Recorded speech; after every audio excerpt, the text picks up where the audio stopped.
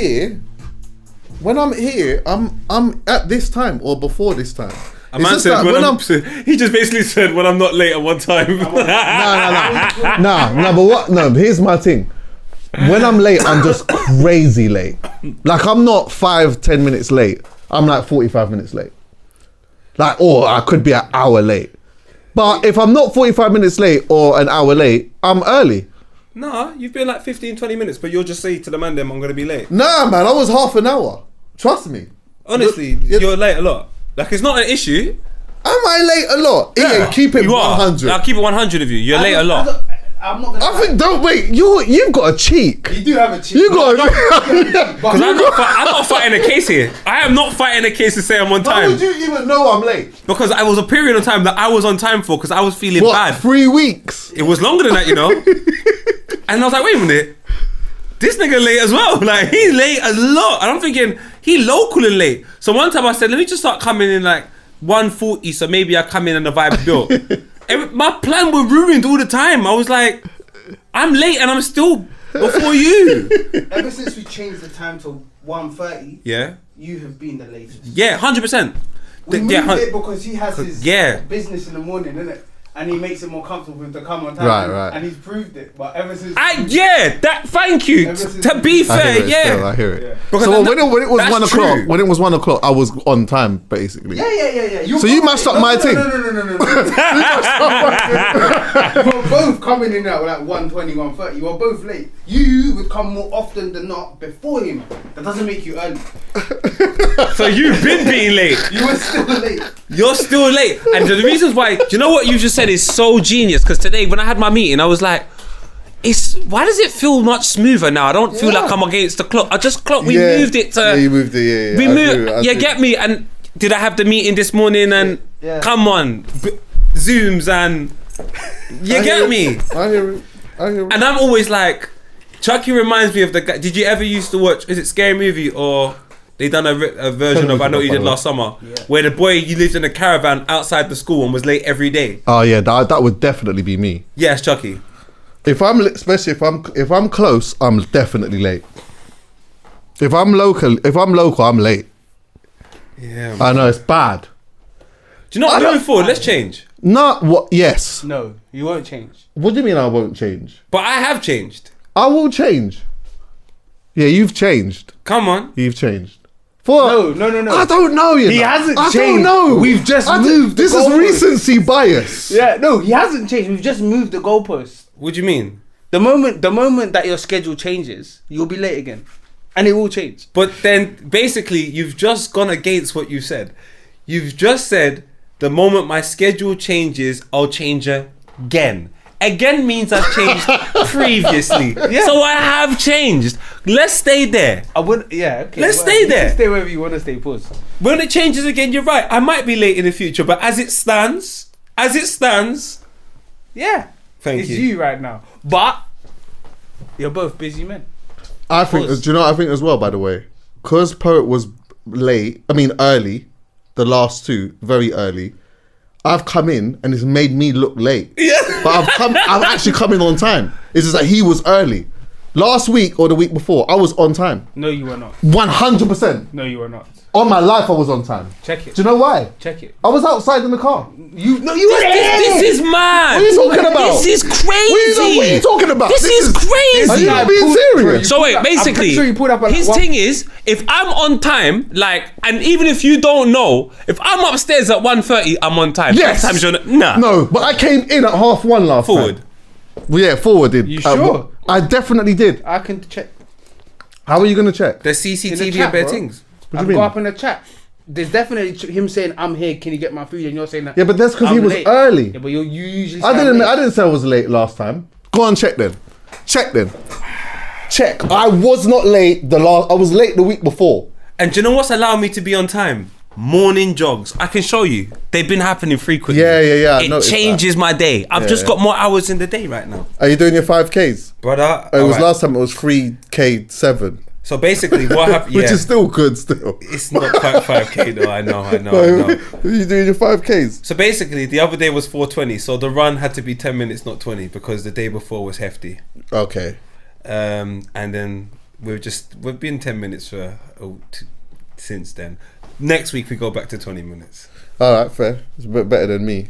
I can't run properly at the moment, but I'm getting there though. Problem? Actually, we could talk about this quickly. I'm just throwing this out there on some manifestation thing. I've always talked about my knee, how bad it is, blah, blah. It's getting better now. Doing physio every Thursday, 11 o'clock. Shout out them man at Greatness Gym, yeah? Proper. I've realised I've got a shoulder problem now. But I don't know whether... I don't know if it's my shoulder or my back, bro. Like, I can't even... See this thing here, yeah? If even when I just rest something on it lightly, like this is not even on it properly, but I might just rest the strap on it like that, yeah? And then it starts to ache. Do you know what that says to me? What? You've been a DJ for a very long time. That's what my barber said. You've been a DJ for a very... You gotta go and get those things checked out, you know. That's why I hate the fact that I don't play football no more. Because you have the luxury of just physio there and bare things. You just found out bare information about you. You could just stay on top of the food diet, and ever since I hit the 420, my lord. Football gone. That shit weird. EA wants to say something. No, I was going to say, he said his shoulders hurt, but his traps look... Oh, I thought he was going to say that I was on time. That's why... there was no evidence. There you go, because I didn't say that I was late because I wasn't late. But anyway... I forgot that even happened. He was looking at that. I didn't even want to talk about that. Yeah, of course he did. Oh, you didn't find the evidence? Yeah, it didn't work. He didn't find the evidence. Do you know what? You need to talk about this, you know. You do this. No. We all don't. You do it bare, bro, where man will defer, and I'm a nice guy, so I just leave as well. You let it go. But then... Chuckie had to reel us back in. You've done this one too many times. I can't. I'm not the one that has to interrupt the conversation. If you want to interrupt the flow, it has to be up to you guys. I'm not going to do that. Yeah, you can't interrupt the convo still. So, but yeah, no. I'm working. I'm in the gym. I'm working. I'm doing my thing because obviously Ashanti might have to. Yeah. You get what I'm saying? That's crazy, you know, bro. 3 years in, the man's got Ashanti. It was You started off with my brother Chairman, and now you got Ashanti. Yeah. Just shout out Chairman. So yeah, that's Chuckie. That's crazy, bro. Just for people who don't know, did R&B and Slow Jams the third birthday. We did 2 dates, Sunday and the Monday, and we had Ashanti as a special guest on the Monday. But there are some people on the Sunday that are upset because they didn't get anything on the Sunday, and I'm like, hold on a minute. Firstly, I understand why some people would feel a bit disheartened, because the next day something happened or whatever. But keep in mind, we never advertised anything. Yeah, we didn't advertise nothing, so there was no false advertisement or anything like that. And the joke is that everyone had a good time on Sunday until they saw Monday, and then all of a sudden they didn't have a good time anymore. I had a great time, but but I'm over exaggerating. But just to be clear, like, there are so many variables of how these type of things can happen. To some people, it would seem as though we knew about this. We were planning it from a long time ago, and we knew, and this, that, and the fourth. We didn't. But again, keep in mind, I'm not going to go into all the details of how it did happen today. But you know what? Like, connections can be easily made. And especially adding to the fact that now, like, I do the show on BBC One Extra, I'm meeting managers, I'm speaking to people, like, I'm actually doing my best to leverage from that situation while I'm there, because it's important to do that. Like, yeah, doing radio and stuff is cool, and I'm enjoying it more than I thought I was. We'll discuss that more than I thought I would, but we'll discuss that another day. However, I had my own agenda too with accepting this job. Like, you know what? I want to... Bill up Chuckie. Yeah, do you get what I'm saying? I want to do some of that. So, you know, there's all of these different variables of how these things happen. But that there happened very, very, very last minute.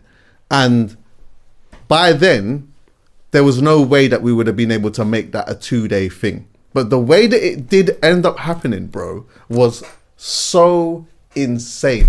It was so insane. I got, like, some good BTS footage as well, by the way. Because... what's happened is now, I've realised literally close to that day that it was going to happen, yeah?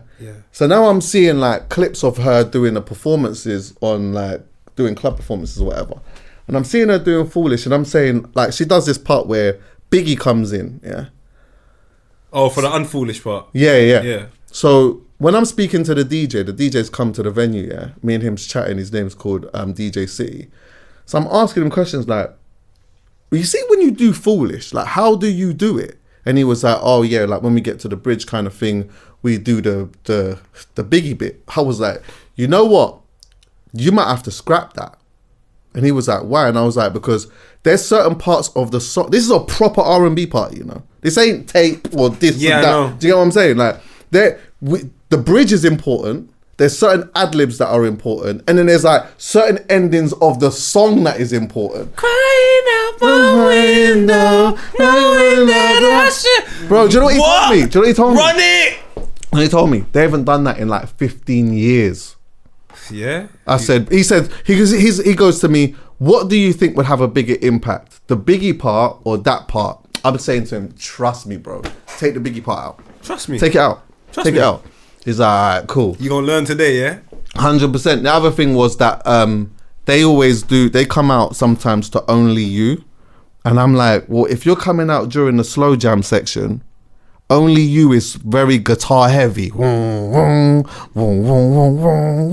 like, if I'm playing Tyrese, Sweet Lady, Can't come out to that. Can't. And you know what, Ashanti just I don't know the set, but you shouldn't be coming out to Only You anyway. I think that the idea is that it's I know what Americans' ideas are. Do you get what I'm saying? Energy. Yeah. Not some days Janae Aiko. Right. Wear no shoes. Yeah. Some days. Yeah, exactly. Carry on.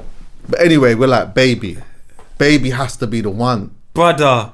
Baby has to be the one. And I'm saying to him, yo, I got the foot. Do you know what I'm going to do? I'm going to merge it together to show you how we discussed it to how it actually ended up happening. Was Baby, she came out to Baby. She came out to Baby. Oh yeah, I saw the clip. When I saw Baby, yeah. Oh, so that was your idea? Yeah. Thank you, Chuckie. I was because like, that's yo, what we need to hear. I said, yo, like, when it comes up, because when you hear the key bit, I'm like, I'll just say, like, this is a special one. You did, and you teed it up so well. Yeah. And all I wanted Ashanti to say is, I remember feeling like this. Yeah. Don't see nothing else. Yeah. And she runs up the stairs. No, that's Chuckie. And man, even when she walked out, at first, because it was a surprise, no one didn't really clock. When I said, oh, Ashanti, you ready? There was a couple of people like, huh? You can tell by the screams. Yeah. Like, nah.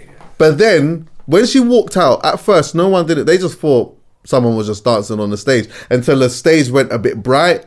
She was right in the center of the stage, and then you could hear it, like you could hear it and feel it on the stage, like, oh my god! And then then she started murking. She was on stage for like 15 minutes. Can't lie, new level unlocked though. Yeah, it's crazy. It's new level unlocked, isn't it?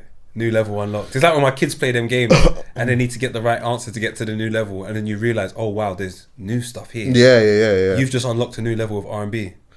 There was an artist. Do you know who we wanted? Shall I say? No. On one of them. You shouldn't say. Okay. Someone from here though. Just say it and take it out later, because now I really wanted K1 to come and do Worst Behaviour, but K1's not around. She wasn't around. But we're gonna try and work on doing something with K1 at some point. Okay. Because I think that would work. But anyway, this is ridiculous, man. All I will say is when people ask about stuff like this, I always just say, come because you think you're going to hear good music. That's it. I didn't tell anyone that this was happening. No. Just come because you want to hear good music. If something happens, it happens. If it don't, it don't. And I feel like it just works for us better that way. Because you know what? Let me tell you something. If we did advertise Ashanti was coming, one, we would have to charge more for her ticket price anyway. Because that will cost a lot more money. Because now you're using her notoriety to get people. That will cost dough to do that. Secondly, people start coming with expectations immediately. We don't want that. Then they come there and some people are just waiting. They don't even want to hear what's going on right now. They're just waiting for something to happen. Then they're looking at the time. Oh, it's 10 o'clock. She's still late. She's late. I got school tomorrow. I got to pick up the kids. I got to do... No, too much. About you. The next minute it's TikTok think pieces. It's all of that stuff. Ain't got time for it, bro. Chuckie, do you know what? One point in life, you used to go to a dance and show that Amma might perform. And that was the thing. You didn't get angry. You were just happy that tonight you was in area and so was she. That happened at one point in life and no one complained. There were surprises. I remember seeing Soul Solid in bloody Enfield. There were surprises and you were happy with it. Now, life is so advertised on TikTok. Everyone has seen R&B before they've even come there. So therefore, that's the only thing that should happen when it happens. Chuckie's here to tell you, no. No. And do you know what as well, yeah? This is actually a small conversation. It's like, people go out and they go to concerts in particular and is disappointed when that artist doesn't bring anyone out. And I just think that is mental. Yeah. You know that? Like, do you remember? Like, that was a thing with Burna Boy and Wizkid when they both, I went to see Burna Boy, but he didn't bring anyone out. Who are you going to see? Who are you going to see? Remember Wizkid? I hear it. Wizkid on one of the days brought out Chris Brown. So the next day he didn't bring anyone out. People were fuming. But I'm like, who are you coming to see? It's a new day and age though as well, because there'll be some people that come to R&B. I've been there and I've seen it, and it's just a testament to how big R&B has become, and a testament to the hard work yourself, Taser, have done. That some man don't even like R&B. They just saw a couple girl advertise it, so they're in there. Some people don't even like R&B, but they've seen that everyone else likes it and it's a vibe, so they're there as well. So just to maximize their experience, because it's not really their thing, it's what everyone's talking about, give me everything that could possibly happen in it. Like, some people came on the Monday just because, this looks like the thing to do. By the time they see Ashanti, they can't believe what's going on. Do you know where I'm coming from? So you're going to have those people now because you're successful, bro. The other people that are just there. They couldn't tell you one song from Blackstreet, but they know everything from Backstreet. It's true. And that's gonna happen now. It's true. We did get a message though from somebody who was like, we paid money to come on the Sunday, and seeing what happened on the Monday is really disappointing because we didn't get the same experience. What can you do to rectify it? And then, like, somebody in the team responded to it with a very nice message, and I spoke to that person and I was like, you responded much better than I would have, because I think that would have irked me, and I think I would have responded and then thought maybe I shouldn't have responded like that. But my initial response was just going to be really patronizing, because the thing is, anyway, it's like, even using that same example, let's say Wizkid's got a show, yeah? Wizkid brings out Chris Brown on one day, the next day doesn't bring out anyone. What is he going to do? Refund everyone their money because you've come to see me, but I brought out Chris Brown. We didn't have the same experience, so here's your money back. Is that, you think that's what you're going to do? But look at the mindset of people you're dealing with. Do you know what I said to the cab driver today? I said to him today, when I was doing youth work very early on, do you know what I felt sorry for? The teachers of tomorrow. Because Pickney are now raising Pickney. So they've got Pickney raising Pickney, which means I have Pickney situations dealing with adults. A woman has made a plan to go somewhere. She's gone there and had a great time. But the next day, she's compared her time with an experience she wasn't even a part of, she just saw online. And now she feels like she had less of an experience. Right, that is a psychopath. I'm telling I want you to know you're a psychopath. Bro, I don't care what these lot say to you. You are a weirdo. And anyone like that, you're weirdos. It means you only go out to advertise that you went out. Yeah. So your advertisement for Sunday can't touch Monday now. So all of a sudden, you feel like a less of a person. You should have felt like less of a person before you walked in the dance, you idiot. This is why I couldn't be a part of the deal with the inquiry hotline type of thing. Yeah, you would go mad. I'll go mad. You're phoning for what? But where's your Pickney? Could you imagine where's your Pickney? being on the hotline? Brother, I'll be sticking it on Hotline. What? Have you heard his voicemail? Yeah. It doesn't exist, bro. Just play that. I'll be on man saying to me, I didn't get a great experience. Didn't you? You should be at home with your wife and kids. That's what you should be. You should experience that. Be a dad for a little while, but you want to go out Monday, Wednesday, Friday, Saturday. Egypt, brothers. Sorry, what are we Chuckie. supposed to do? If Ashanti's willing to pull up, we're supposed to tell her, nah, it's not fair. It's not fair. Get out of here, man. Yeah, no, sorry. Nah, you can't. It's not fair. We can't do it. You're out of your mind. Go work in poppies. You're too selfish. You don't need to have this type of attitude. I don't like it. But talking of the youth them, do you have the youth them? I do. You still have them? Yes. How is fatherhood? Actually, no, I got a question for you. It's not How contagious enough, different? I'll tell you that. Huh? It's not contagious enough. What? What do you mean? Fatherhood. Some people gotta look after your Pickney. Carry on. How old are they It's now? like hay fever. How old are they now? They're 8.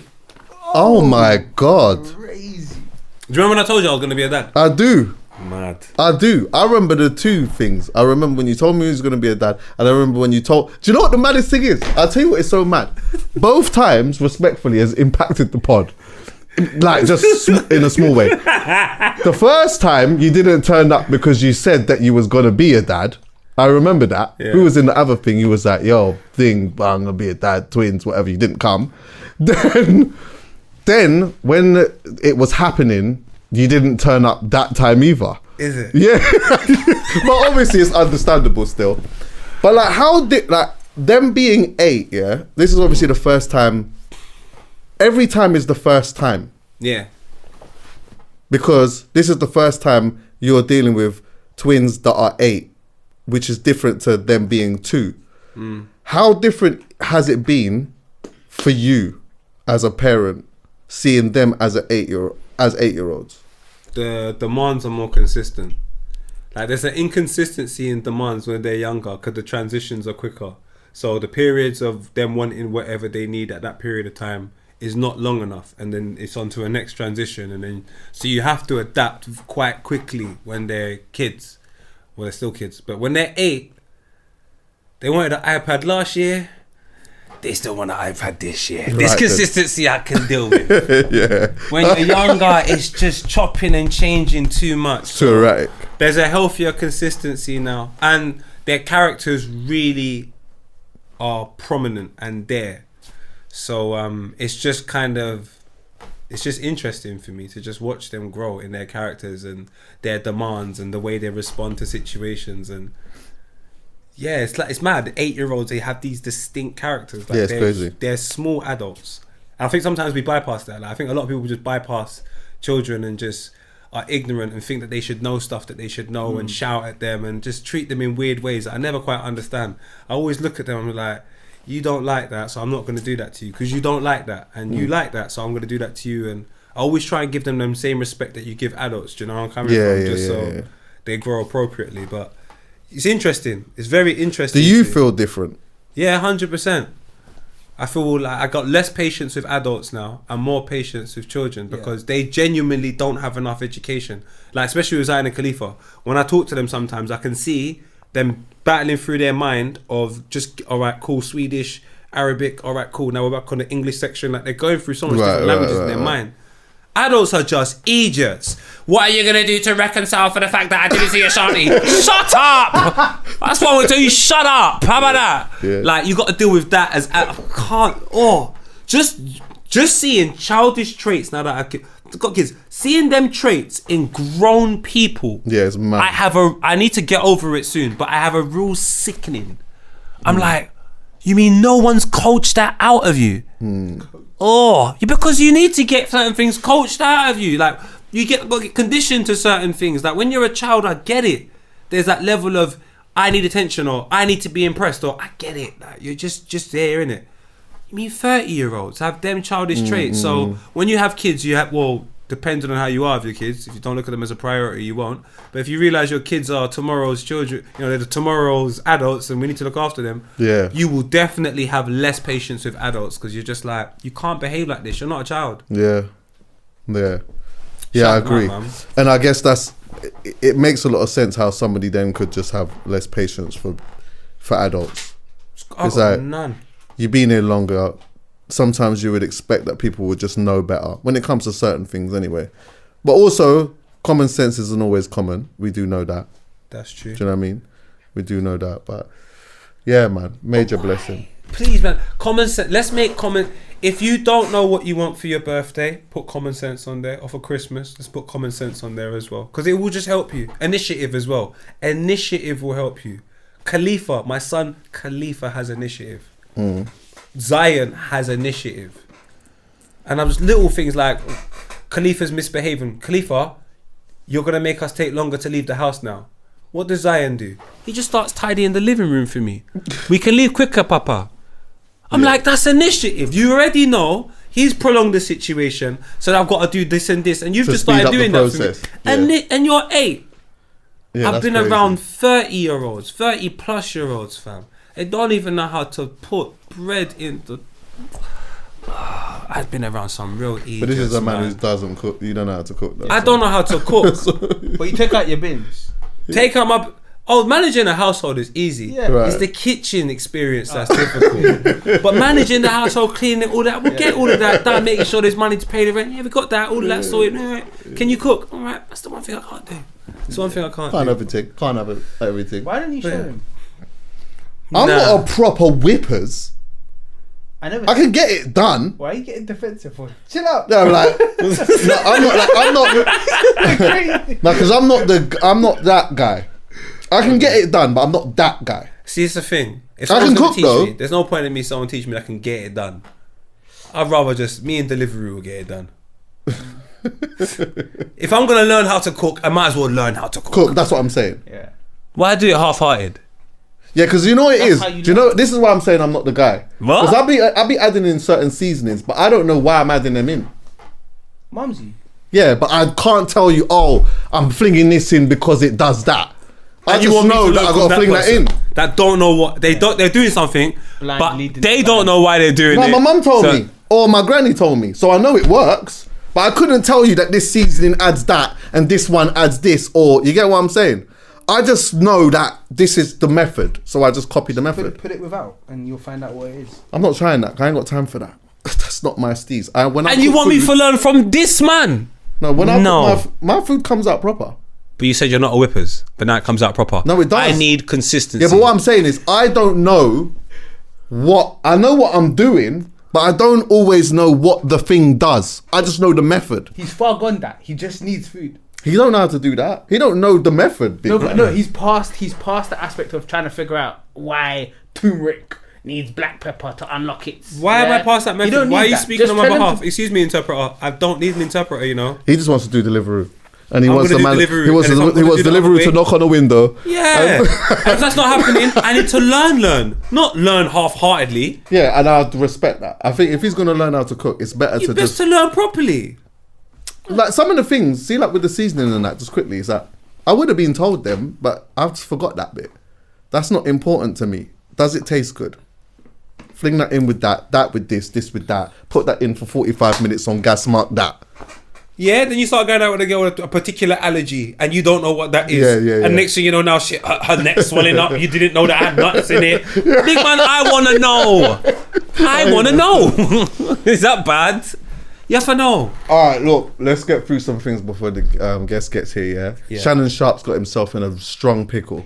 Bro, I've He's been got watching himself this. in a strong pickle. Who's going to lead this? Because I don't know exactly what's going on. I just know I went online and I saw something, especially with Breakfast Club and that, and I just saw he's in a strong pickle. I've been watching this for weeks now. Shannon Sharpe. Now, Shannon Sharpe is an individual that obviously works for is it Disney, Yes. ESPN. He's obviously got his own massive platform where he interviews loads of people. And the biggest, I think the thing that blew up his platform is the Cat Williams interview and then everything off the back of that. He's a former NFL player. But the one thing I knew him for, and I'm not here to drag anyone down or to say it's wrong, I just know Dr. Umar always says it about him. He's a bunny hopper. Okay. But not only is he a bunny hopper, he's a bunny hopper in a particular area. So Shannon Sharpe is 56 years old now, and he bunny hops with under 26s, under 30s.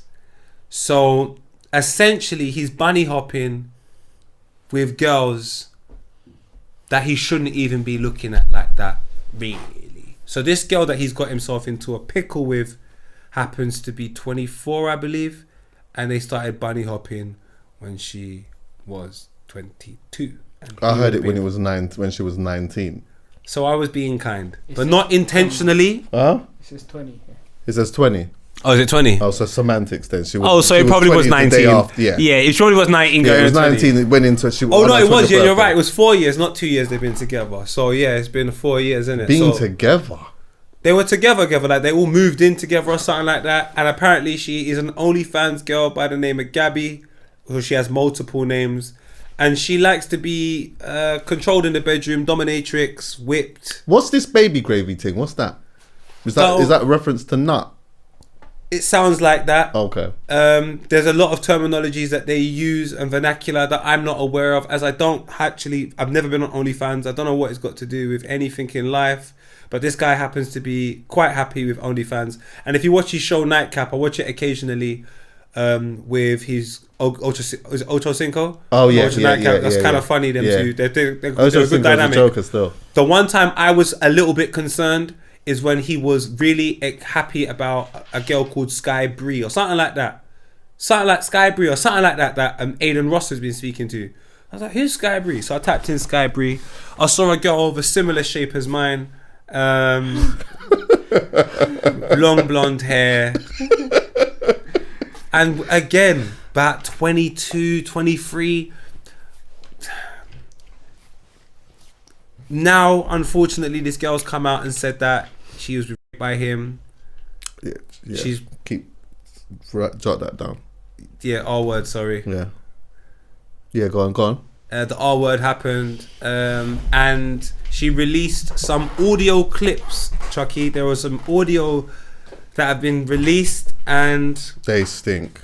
But he claims that they're part of the whole act that she likes, where she likes to be spoken to that. And there is a longer unedited clip that would make that and give that some context.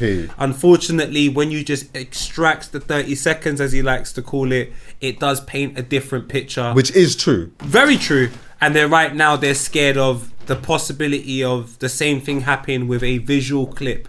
They feel that there's going to be a visual clip that will hit the surface of him doing things to her, which could be considered quite distasteful. Well, his actual wording was that it will depict this every stereotype. How did he put it? It was a stereotype between, I don't know if he put it like this, but it was like a stereotype between a black man and a white woman.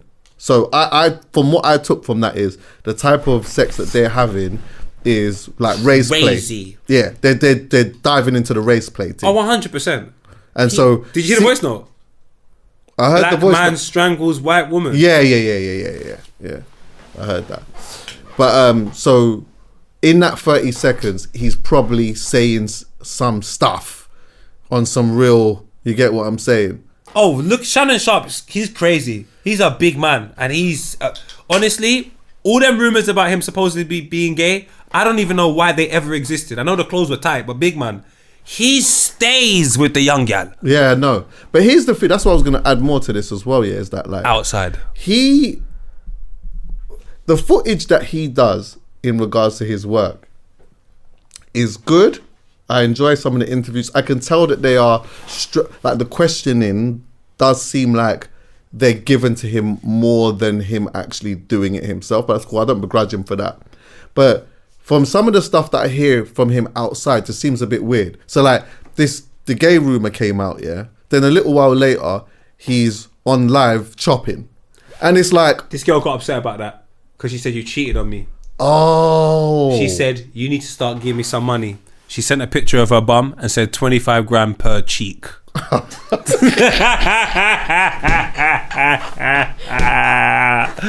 wanted 50 bags for the bum. 50 bags for the bum. Did he send it? Huh? Did he send it? Probably. The Spanish thing. Come on, man. Me or more, man. Listen, I don't know. I did think that was a bit funny, but you know what? It's like, I hear it sometimes. Some people, the internet gets to them and they feel like they need to do something about it. Oh, you lot think I'm that? All right, well, listen to how I get busy. And guess what her name was? Who? Michelle. He wanted them to know it was possibly a sister. Yeah. I don't really know many white Michelles.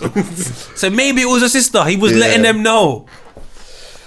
But there's another side to this as well, yeah, which is the guy that is pursuing this, his name's called Tony Busby. Is that his name? Tony Busby. Tony Busby, yeah. Now, he's known for trying to get these cases against like rich black men. Mm-hmm. Yeah. Most notably, Jay-Z was the most recent one. And as soon as that came out, Jay-Z stood straight in front of that and was on they attacked that. But he's been doing this for a little while. This is his actual thing. So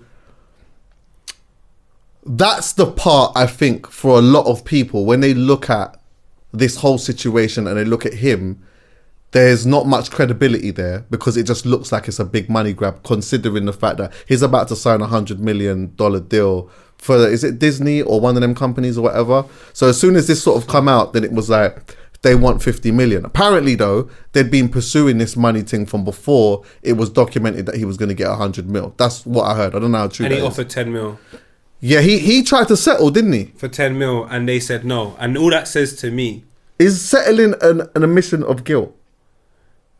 I don't know. This is a whole tax bracket that I've not been a part of, so I couldn't tell you, to be fair. But I don't believe it is. I say that because just from having this job alone, if I could have paid some money just for certain situations that are not true, but I just don't want to deal with the noise. If I can just get rid of the noise, I can pay. If I could pay people to be quiet, I would.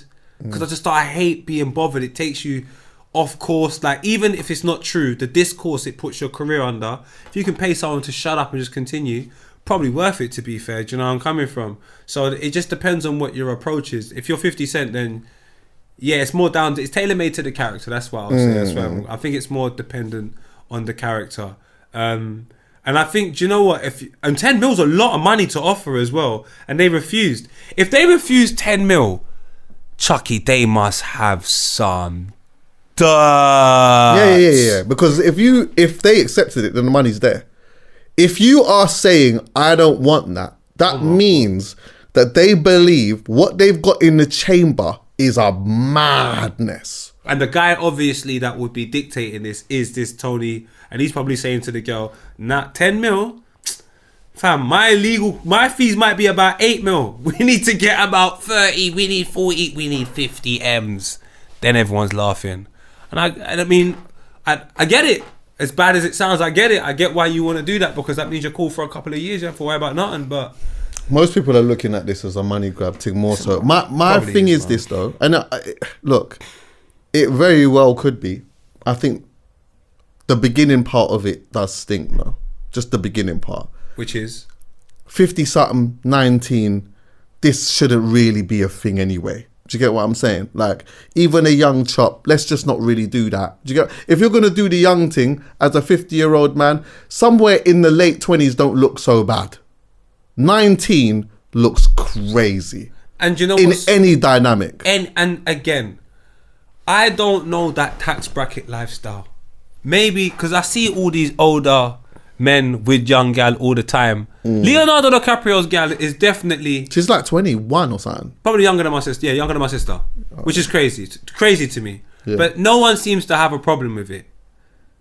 Well, it was a conversation at one point still. But also, Leonardo DiCaprio isn't somebody that we don't look at him as a representative or in some way connected to our community and aspects. So I think he's a bit out of touch is where I was going to get to, the point I was getting to. I think, because I don't really know that and don't recognize that. Leonardo DiCaprio 50 as well. Maybe, do you know what I'm saying? He's taking on characteristics from other situations that maybe that's what them lot do. But brother, you have to recognize you're not them lot because you're black. And this just looks mad when you have a slim Spanish 20-year-old girl and a 52-year-old black former NFL player. This just looks crazy, it looks bro. Bonkers, bro. It looks crazy. It looks absolutely bonkers. And do you know what's so mad to me? This is maybe where I'm wrong. Maybe I shouldn't say this. But do you know, I don't even care if it comes out and she was in the wrong. And he like everything, he was actually right and she lied. Do you know, I still don't care. This should never be a conversation. It shouldn't have been a thing. It shouldn't have been a thing. It shouldn't even have been a thing. Like, man, them drop this one out. It shouldn't even have been a thing, bro. Listen to Dr. Uma this time. Just drop this one out. This is crazy. This is crazy. And you know the maddest thing is as well, it's like, this is going to come across as a problematic thing to say, but I hope that people understand what I mean when I say this, yeah? If it turned out that, let's say he didn't know, she lied about her age or whatever it is, yeah. Yeah. And you're seeing a picture of this gal and you're saying, all right, yeah, she looks a clean 29, 30. Yeah. You can see how something like that could happen. Yeah. But I'm looking at this gal, yeah. I'm looking at this gal and I'm saying, she looks what she is. Bro. She looks what she is. 25k a cheek, my guy. Yeah. So, I don't know. I'm just saying. Sorry, Elijah. You know what? Elijah, jump straight. Jump in, Elijah. I'm just discussing how Dr. Umar should be listened to sometimes. I think Shannon Sharpe in this situation. He's done it to himself here. Oh, of course. Shannon Sharpe was... He's done it to himself. He's older than Wiley, so he should know. Just about. Do you say just about? Shannon Sharpe's 56. You can't do that. We're all getting there. Hey, by the way, yeah, ain't it interesting time in... I've mentioned this a couple of times before. It's an interesting time in life where, like, now I'm pivoting only based off what you said, yeah?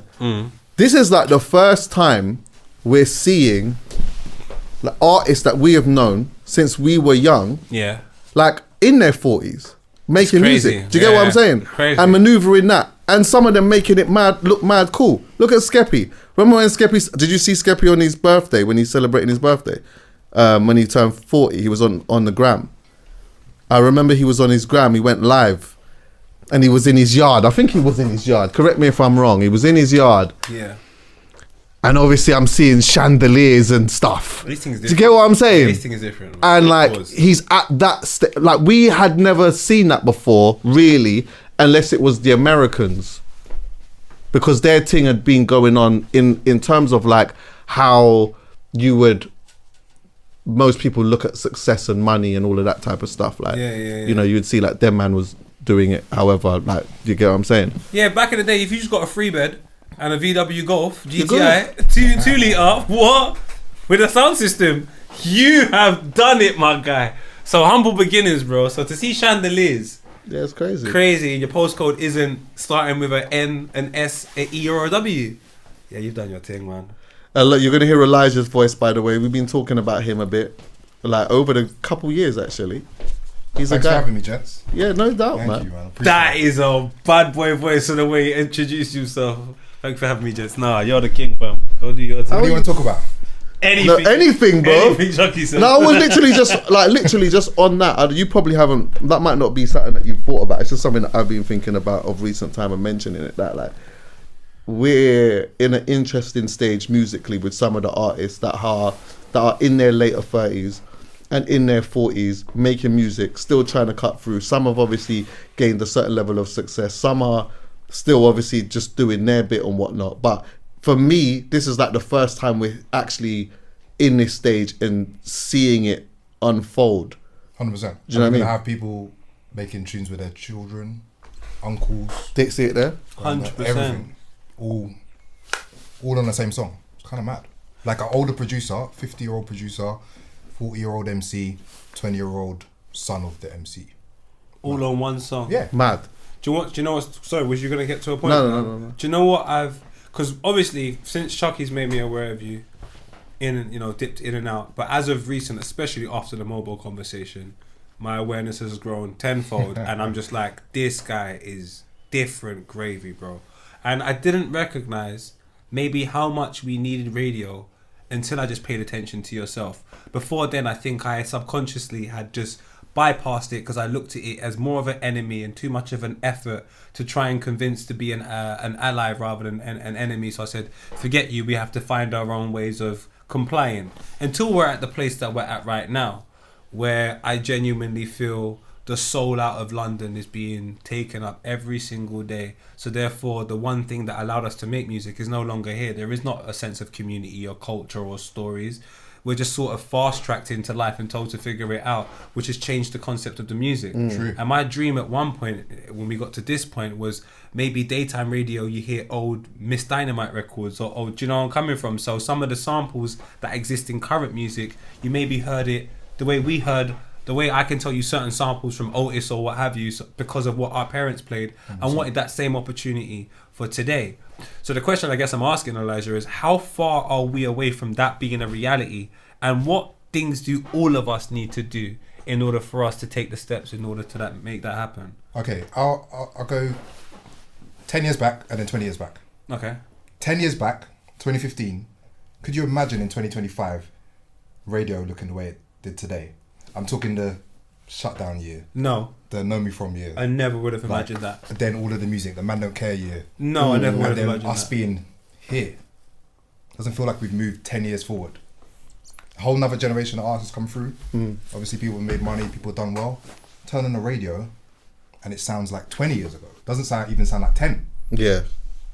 Alright, cool. Now we've got like a generation that don't even believe that you could have a radio that sounded mostly UK, or they haven't been to a rave that's mostly UK. The first things that we went to, garage, grime, all those things, yeah, have a dancehall section, R&B and hip hop, but you could have 3 hours, 4 hours of UK music. But these people never grown up in that environment at all. So they're like, raw, like, what, you telling me what, man would just like listen to? Yeah, bro, it happened. Whole raves. I was there. Whole was there. events. And now people are like, how? Like, what would even play? There's only like 20 garage tunes. Like, they don't even know the music. Like you're saying. This is mad. Can I stop you there? Sure. You made an interesting point. Remember, this is an attack, by the way. This is just an interesting point of what he said. Attacking. So remember when I mentioned garage, yeah? And I said, oh, like on a Sunday, because I was the point I was making was that, like, as a youth, like my parents would then be reggae on a Sunday or whatever, yeah.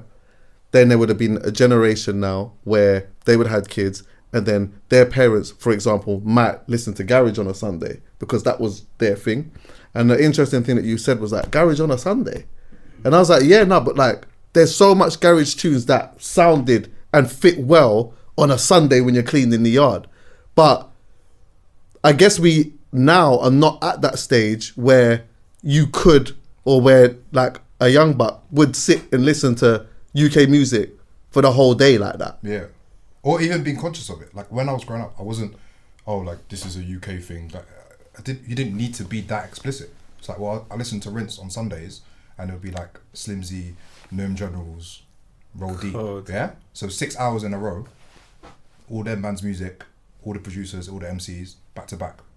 No one was going, oh, we should play Little Flip Sunshine. Right, we're going to go through these songs today. Right? You know what I mean? Bro, we all love American music, man. It's fine. I'm not dissing that. The worst things that you'll just come up like I'll tune in it and you just hear the most mid things. Like no one's favourite rapper, no one's favourite song. Just mid. I'm like, okay, can we get through the excellence of the last 30 of the UK at least? Then we'll get to the mid American stuff if we have to. You know what I'm saying? That's fair. But do you think that maybe, yeah, obviously, the way that people listen to or even consume music is so different to how it was 10, 20 years ago, isn't it? Sure. Yeah? So now, most people, especially youths, yeah, they're sourcing the music themselves pretty much. Okay. Whereas I think radio probably looks at, it's like a certain demographic of people that are listening to radio, which might even seem still a little bit older than it used to be. Sure. So you get what I'm saying? Sure. So then they're tapping into nostalgia from that part. For sure. Okay, but why doesn't that logic carry over to other demographic radio? Like Radio 1 isn't like that. Capital isn't like that. They get the standard modern day pop of this day, but we get nostalgia. Right. Why is that logic different? And don't 45-year-olds want to hear new music?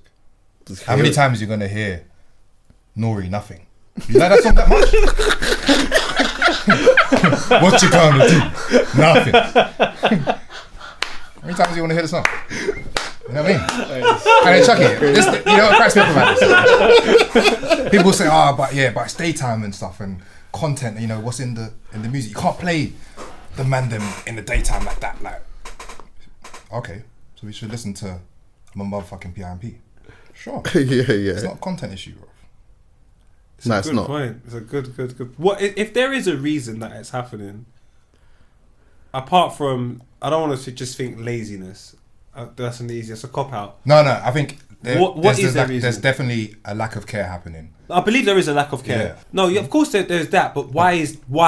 Okay, There has to be a reason that all of these things happen. As much as there are excuses, what's the real reason that there is a lack of care for arguably single-handedly the most influential thing, not just in music, outside of music, literally day-to-day life is influenced by ethnic minorities, and the music we listen to, unfortunately, on the stations that should be for us, is PIMP during the day for my children to listen to. so here's the thing. I don't work there. Yeah. I'm not putting this on you, Chuckie, but I'm just listening to what's coming out the radio.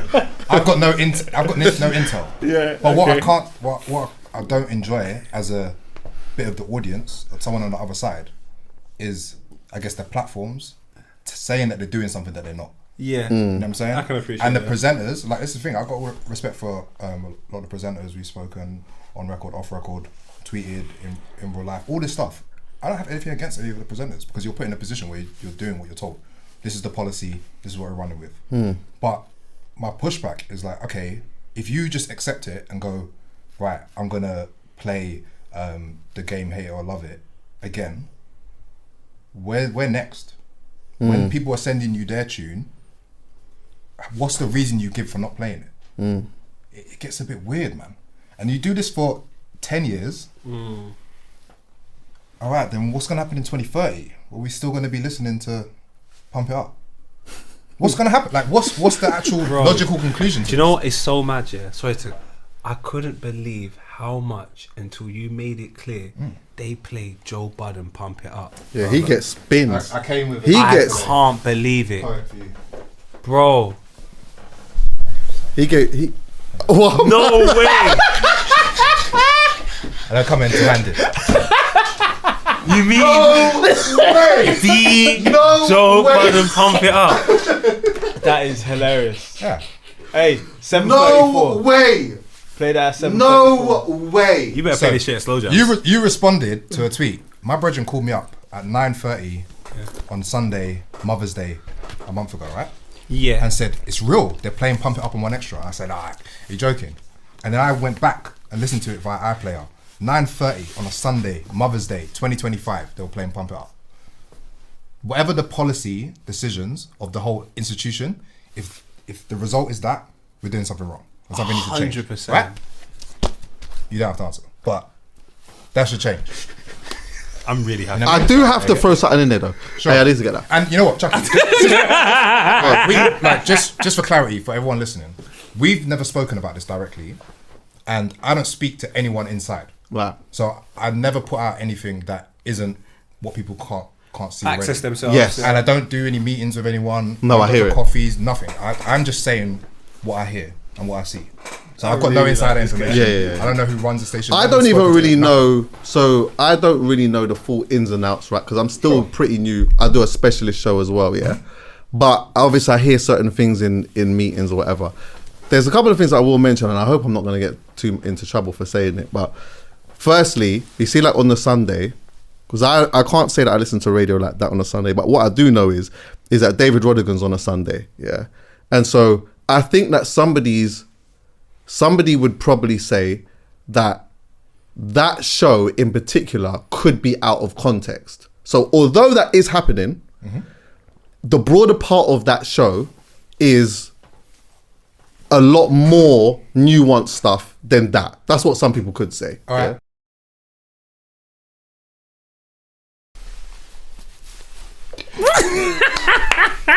Go on, do it. All right. Go on, do it. Can we get reception down here? Yep. Yeah. I just had this ready just in case. You're going to get your 2:45 minutes. All right. So just recent songs, yeah? Yeah. Played. So I'll go for the last hour. Is this today? Today. Last hour, yeah. So we're at Friday afternoon. Right. What time is it? It It's is currently 14:26. 26, yeah. Okay. So 9 minutes ago, Usher, you don't have to call. Yes, you do. Mariah Carey, Get Your Number, 8 minutes ago. Pretty Ricky, on the hotline. Go down a bit. Chris Brown, Call Me Every Day. Chris Brown, Your Number. Go down a bit. Drake, Hotline Bling. Soulja Boy, Kiss Me Through the Phone, Chingy, One Call Away, Beyonce video phone featuring Lady Gaga, Jagged and Nelly, Where the Party At, Dr. Dre, next episode. This come out in 99. So, you know, man that are born in 99 have already won a World Cup. Yeah, I hear it. I hear it. Yeah, You know what I'm saying? So that's on One Extra. Yeah. I don't feel like our resources, license payer money, should be Is that one dedicated extra? time. That's One Extra, right? You want me to go on the other side, yeah? Yeah, Just go on. for equal. I'm not making this up. So look, What the fuck are you playing that? Ciara, Chris Brown again. All right, we got Sprinter. We got 50 Cent just a little bit. So that's 2003, 2004 kind of music. What are we doing here, man? Ja hear it. Rule, Between Me and You. Aaliyah, Try Again, like Blue. Wait, hold on a Control, minute. Wait, Breathe. are you sure it's not Throwback Friday? No. this is just what gets played. Ariana upon the replay today. Yeah. Oh boy, I've got a Cameron. funny So, story and about you know that. what? It's really I hear you insulting, though. man. It's I like hear you. what's happening is we're telling our artists, make stuff, put it out, whatever, get signed, and it's Yeah. like the actual infrastructure isn't there to support you. 100. You know what I'm saying? And the sad thing I is, don't think that's fair, man. and what's so sad is, if I there hear was you. a chance for an infrastructure to be built, it's not going to happen if you're not playing the things of yesterday. Because that's how a lot of people, if you take a look at what life is teaching us now, is that especially within music, if you apply the principles for your sonical experience and you don't move from that point, then one day Versus happens and you're beating Dipset, and all of a sudden Jadakiss, Styles P and Sheik Luch don't look so crazy for sticking to their principles. Yeah, Whereas that's a lot true. of the other individuals that didn't comply and decided to try and make various different sounds in music, no one would ever even want to speak to them in a verses. When hip hop, best, whatever comes along, they're not part of the conversation. And where grime is such a nuance, we see that conversation now. Certain individuals that I thought were part of grime, 2 years later are no longer part of grime. And sometimes I'll think to myself, is that because the person thinks they're bigger than grime? Then I go, why do they think that? And I take a look at yesteryear, it's not even getting played on radio. We should definitely be hearing some Wiley classics on radio. I understand why we don't with some of the things that he would have said and so on and so forth, but at least something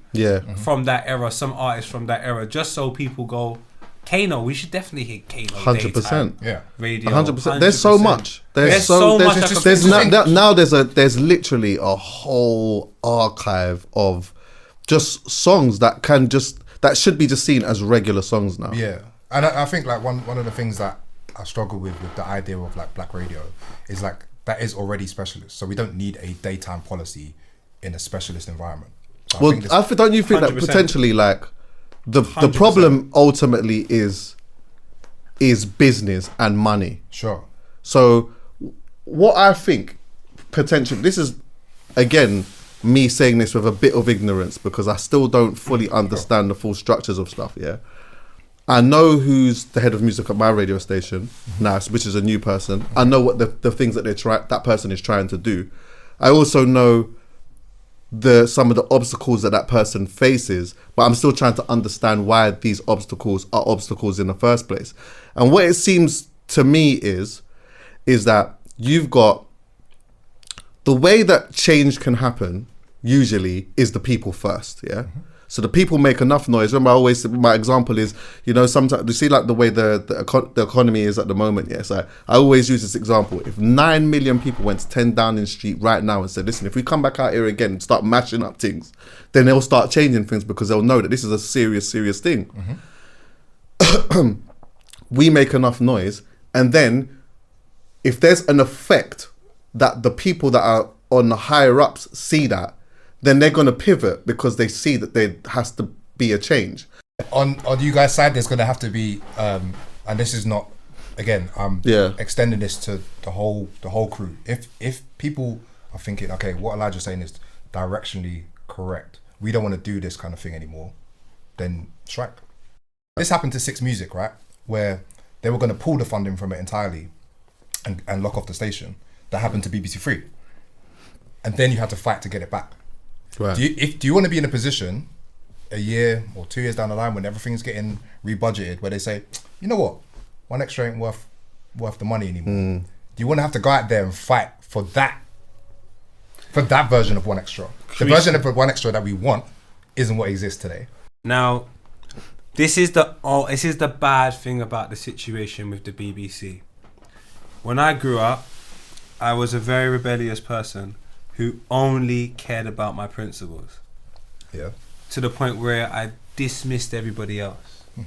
So when I got opportunities at the BBC, that didn't stop me from going on my show and slagging them off. Because as far as I was concerned, it doesn't matter. And vice versa, I've always been, if you slag me off, I've done something wrong, I don't care, from the football world. Now, as I've got older now, it's so much harder for me to slag off the BBC because a lot of my mates work there. So now it's like I never really want to discredit what my friends are doing. I want to only showcase what they're doing in the best possible light. This maybe what's happening is I'm discrediting the idea of what the output even is in the first place. I'm not discrediting Chuckie or Tiffany Carver or any of the broadcast or DJ Target and these people. That's not what I'm discrediting. I'm saying the way they think about how it should be for us is clearly BS.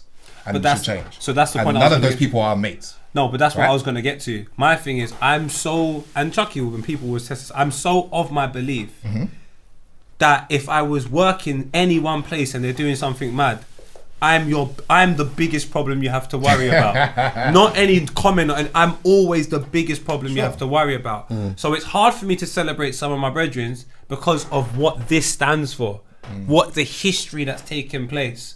So I'm just thinking, I'm saying all of that to say this. I don't know how we get out of the situation because man was manipulated at the start anyway. And now we're here. We're at a point where I'm saying, if this is where our amazing music scene is today, and we have great nights like last night. So I saw what Central C done. Absolutely incredible. Yeah, big up Bello and But Andy. I don't think that can be reflective amongst a lot of things within the scene, and I don't know how that's reflective moving forward. So if we're here now and man's been duped into whatever, where are we this time in 10 years time? In the same spot, and I think that's what the problem is. No, I think we're in a much worse spot. I don't think we're in the same spot. If they're still playing Blue Control in 10 years time, we're not in the same spot. Because then, you know what, Chuckie, what's happened is like people can't imagine something better. And that's the dark thing. Well, this is the thing. The only reason I get you though, and I agree. Yeah. The reason why I said the same is because right now I think that we are in that spot where people can't imagine anything better. Yeah. There's only a very small percentage of people that can, which is thinkers like yourself and a few other small percentage of people. But like at the moment, especially let me use my little brother for example. If he's listening to radio now, he's 18 years old. He will not see anything any different because it's just always been like that. Do you get what I'm saying? There's been no change. So Okay, but then if he came on as a presenter, imagine that. You start out as a presenter, 19, 20, 20, 21, 20, whatever it's going to be. And then you're having to play music from before you're born every single day. Like, that's not what they're listening to in the car on the way there. no. They actually, well, they unless he's with respect, unless he's listening to unless he's listening to specialist shows, because obviously the specialist shows I don't believe have that problem. No. I definitely don't. No, and when I'm on the radio, you're not I'm going to not hear. talking about this. I'm talking about, daytime. I'm talking about 7 till 7. Yes. A good example Okay. of this, when I did the Mobo conference, right? So I spoke and said what I said about the state of things. 7, 8, the next day, I thought, you know what? The awards happened. Bashi won Best Hip Hop and Best Album. Yeah. 7 a.m. to 7 p.m. his songs didn't get played once. This is a good example of someone that's got established tenure. We all established that we love the music. Won 2 awards. One of them was actually supported by 1 extra, and then his music wasn't played all day. They had time to play LL Cool J, All I Have. Time is what you have. Shots to They had time for that. everyone. You know what I'm saying? New York is fuming. They had time for Jaquan Tipsy, but then they have time for Bashi. People think I'm mad, and then you know what? I hear it. You're telling me. I asked people that work in the industry that are trying to sell records, and they keep telling me it doesn't matter. I said, oh well, It does matter. Aren't you paying for radio pluggers? Yeah, but like, so what? You're paying someone to send an email to 4 specialist DJs to get 4 spins? All right, go for it, man. Like, knock yourself out. And this is my problem with the mobiles and my problem with that whole situation. And the why I've stopped being vocal recently. I've been so good. But the happier I get, the angrier I become. So probably I'm getting really happy in life. We're gonna have an issue. Them awards that people like Bashi get, I just look at it as a quota. Okay. I don't believe you give it to him because you feel he's deserving of it. You give it to him because one, he's smashed the door in and you got to give it to him. But after that, my thing is, what is your continued support? Exactly. And obviously, you know, they're going to watch this and probably change themselves. But I think really and truly, there is no real plan about continued support. It's like we continue to the point where you've done this and everyone actually brings out their project to be in time to win particular awards. And then past that moment, there's nothing. It's like everything is built up for an award ceremony that doesn't even really care anyway. And I'm just like, what the hell is this all about? For me, it's a distraction from the original goal in the first place. 100%. Making good music for the community, for them to spread out, and eventually you'll get it, whatever you want to get from it anyway. The distractions are the one extra, this, that, and the third. Because they put these weird protocols in place and to tell you this is what you need to do in order to get music that's respected. And it messes up the process of making music, and it messes up the people that we should actually be looking at as the actual individuals that are in charge of anything or the most important figures within anything. Yep. Like, why should one extra tell me the most important figures within black music if I have the opportunity of hearing it every single day in my area? And it's not on your radio station. It's on people's phones, people's cars, so on and so forth. Like, I just think we're in a really bad place, and I can say I don't know how we get out of it. Yeah. Okay. Like I've noticed, like from going out like that, the ambient music of the country has like not become music of the country anymore, and I kind of So what get do you mean worried. by that? As in, you go into a coffee shop and you just hear the hum of what's playing. You're like, oh, what is that? Okay, it's like some random old Nas record. It's like, cool, I like Nas. All right, cool. You go somewhere else and it's like, it's playing whatever, a random house tune, I'm a piano tune. I'm like, okay, cool. We had our own dance music here too. Like, why did that just get erased? What, we just don't hear jungle playing? Have you ever been in a coffee shop and hear jungle playing? No, never, no. Why And not? there's bare jungle tunes that could get played. Do you know as what well. last time I heard No. it? The other day I was in Dam. They played Jungle in Dam. And I was so happy.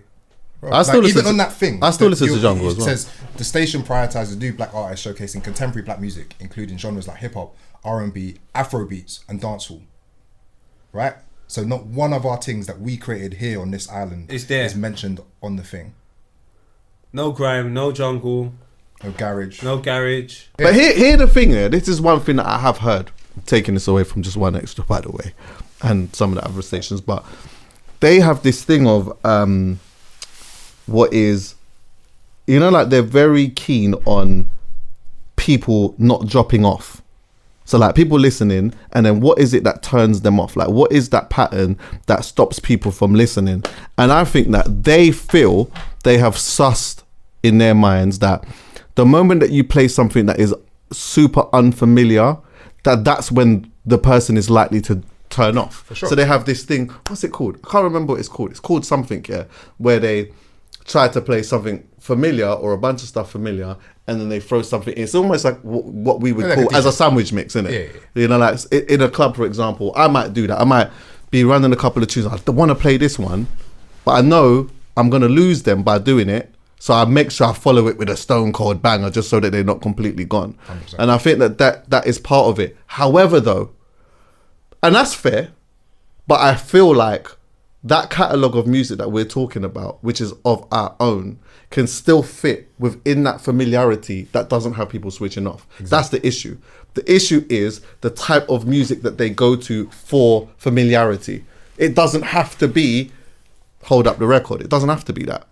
It can be something from Kano, and yeah. This is so ironic that we'll talk about this in a bit. But there is a bunch of music that we have from our own that can slot right in as that familiar stuff that is ours. It doesn't have to be, I don't know, whatever the fuck it is. Maya and Beanie Man, Maya although I Case love of the that. X. Yeah. Sunshine Anderson, heard it all before. That's how you feel right now, isn't it? Yeah. And he's going through it. And the mad thing is, like, okay. You know we're putting a playlist together, by the way. You know we're putting a playlist together, by the way. One of the tunes is mentioned, but go on anyway. It's called I Got Black Friends Coming Over. Yeah, go on, so. What do we want our artists to do next? Albums are going to come out, music is going to get released, and we'll say, yeah, it's hard.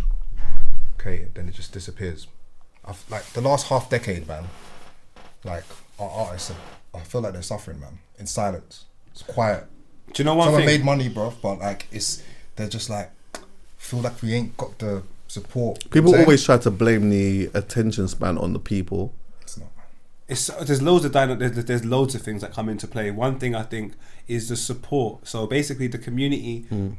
Basically, we were of service to the musicians in our community. A lot of us done whatever we could to help the musicians. People couldn't wait to bust or play the next record or to trim the man's hair or to even get him a bit of smoke. The people couldn't wait to be of service to the artist. Now every single service is a art form. Trimming hair is now an art form where that person now is the artist. And the guys that had their television show, which was catered to music, it's just now his show and his opinions, and all he cares about is what he thinks. And everyone now is taking on the same role as the artist. So therefore the artist isn't getting that level of care and attention that he deserves as well. And unfortunately, people need to understand the sonical experience of any one culture in terms of commercializing it is the most important. 100%. It's the thing that can transcend the easiest. When I go to Ukraine and I'm outside an ice cream van and these 4 guys walking up to me looking like they're going to beat the shit out of me, and Vuj goes and says something to them and I say, hey, I'm Jamaican, and they go, Bob Marley. That's what saves me, bro. Yeah. Sonical experience. I've been to loads of countries in the last couple of years, and I remember like when I first started traveling, music was the first contact point, right? 100. Whereas now people say, oh, you're from London, Top Boy. 100%, bro. That's changed. So now it's not music. Most people will say 2 musicians, Central C or Skepta. That's it. Whereas when I was traveling, even 10 years ago, they could name 20 people off the bat, like bam, bam, bam, bam, bam, bam. And it going down to 2 tells me something as well. It's just kind of scary. Tells you COVID was important, man. That sort of COVID period where people started consuming music in their house, we were conditioned to consume it a particular type of way, which meant when we came out, a lot of artists are either in prison, on the run, in Dubai. Do you know what? Not to eradicate your point though, but I feel like my experience has been different with that. Okay. So like, I feel like my experience when I've travelled, depending on who I'm talking to, would usually always tell me the top 2, whoever that was. That top 2 may not necessarily be the coolest thing, but it could have been at one point, it could have been Dizzy, it could have been Tiny, it could have been whoever. But if I spoke to somebody who actually came to me as someone who knew and understood and loved music, they would always be able to tell me more than just that. Sure. And it's always been like that for me personally. Yeah.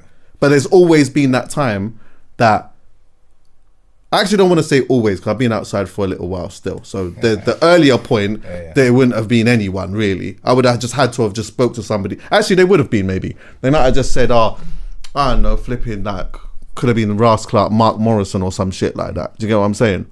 But no one would have mentioned a garage MC or a jungle MC or a whatever if they didn't actually really know. Exactly. Do you get what I'm saying? For me, because then growing up, it was all about crews. So Yeah, if you knew yeah. one person, you knew Nasty Crew or stuff like that. Whereas today, it's not about community at all. If anything, even our hip hop scene is the most capitalist thing I've ever seen in my life. Our grime scene. How can you be a grime head and a capitalist? Like, I don't even know how that's possible. Like, I genuinely don't, but that's what they've created within these situations. They've made all of the artists within our community say idolism, when the principles of all our music can't be brought off idolism. You got people from the Muslim community there, people from the Christian community there, you got Rastas there. None of us could do idolism, but for some strange reason, all of a sudden, our scene, our thing is one man. It should never be one man. We come from sound system era, where there was one man that done one thing, but he was just as important as the other man that done the other thing. And But the thing is though, it never really is one man. What do you mean? Like, there's Today always it is. No, today it's one man. today it feels like it's a lot more. It's one Definitely, man. I understand that. But like, because it does feel like there isn't so much going on outside of that, and maybe that's because there's a creative problem. Maybe there's a support problem. Maybe there's a maybe there's a problem in, like, everyone's just trying to get on in some way, shape or form, and it's just like things are just moving too quickly. I don't know. I mean, Chuckie, what do your friends that make music say is the hardest thing for them? when My they're talking friends- to you, like they obviously they know like what you're doing. They're like, how can I get through? Like, I think what do they the say one first? thing that I feel like I hear a lot is that, not in any one particular way, but it's like they put something out and it gets put within the noise. Yeah. And then it's like, as an artist, naturally, you spent all this time making this rhythm, and everyone around you, or even you in your own head, think this is the one. You spend a lot of time thinking about that. It goes up, and then that day it's just nothing. And I think that what does happen after that is, a lot of the times, artists put something out, they might fling on one video, doesn't really do much, and then they're thinking, shit, all right, cool. All right, I'm just gonna make a next one. Whereas I'm still of that, and maybe this is an old school thing, but it's like, I'm still of that feeling of like, yeah, you pull it out, but still work it though. Yeah, like don't just put the album out. Bare times an artist will put something out and then that's it. That there's nothing else. Again, now there's nothing. There's like, you know what? You actually have a whole year. Like, just do stuff and keep throwing to it. It's like this idea of, this is a big problem as well, I think, yeah. There has been way too much talk about first week numbers, as far as I'm concerned, 100%. amongst like regular people, just talking about first week numbers and that. So naturally, as an artist, that's going to be in your head too. You put something out first week, it don't do too much, you're going to go again, then you're going to go again. But I'm like, well, if we're going to do the numbers thing, why don't we just look at it for the year or for the campaign, as opposed to just that 1 week? No one should even be talking about numbers here. Why don't we just not look at the numbers? It's annoying. Every time I see, hate it, I see like good songs, and then I'll see the people on Twitter and they'll post, like, but it did this. It got 200 sales, and it makes people look stupid. Yeah. But I'm like, if the song is good, if you like the song, who cares? What first week sale did Man Don't Care do? I don't know. Who cares? Do you like the song? How did it make you feel? Done. But then again, I think I think we're lost. And this is what I'm trying to say to you. Like, in my mind, I'm trying to compartmentalize all of these things. There's too much issues. Even when you speak about a song going into the mix and getting lost, that speaks to no respect for the black experience.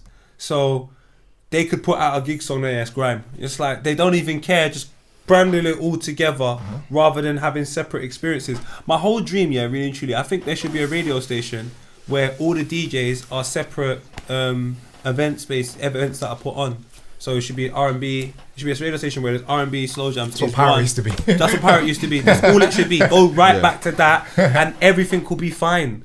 Then that way you just go to R&B. You go, yep, Chuckie. That's what you're gonna play. They have all the latest R&B, so on and so forth. You got Logan Sama doing what he's got to do. Tim Westwood, you're not allowed in the building for obvious reasons. Can't play R. Kelly. Just those types of things. And have that in one space, just all the black experiences. Let it for at least 5 years. Educate everybody on what it needs to be, and then whatever happens after that happens after that. But if everyone just came together and left most of these, whatever it is, to create that would just educate the next generation. I've asked for something way too big, I know, but I just don't. I don't. Bun Up, by the way. Yes, you're right. Bun Up, that was crazy.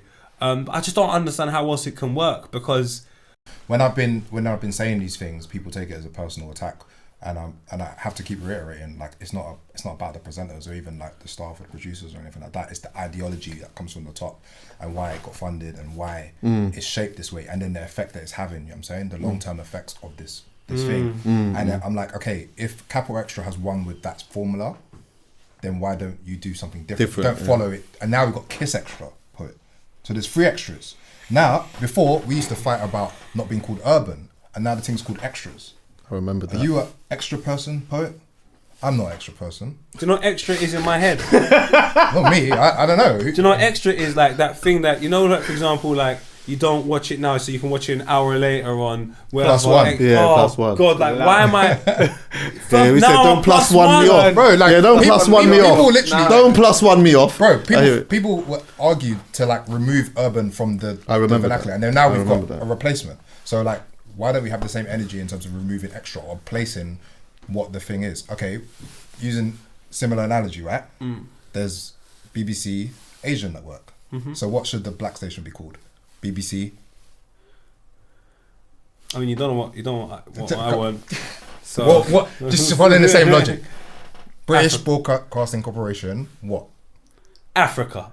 whatever. Whatever. Like, do you know what I'm saying? of But course, it no, doesn't 100%. make sense to have extra. I know why it started like that in the first course. place, but 25 years later, does It's that not make sense working. anymore? It's not working.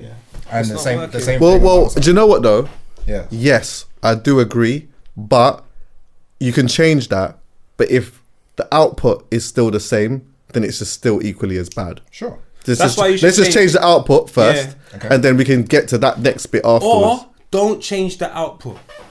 Change what your job description is to make it Fair. more suited to today. Everyone just say what they actually are based upon what they actually do, Fair. so we can see what is genuinely missing, so we can go and create that. Because this misconception that this does what it says it's doing is the reasons why we feel like all the jobs are done. The jobs are not done. There are so many jobs to be done. There are so many spaces to be filled. Pause. So I just think before it gets into the wrong hands, pause.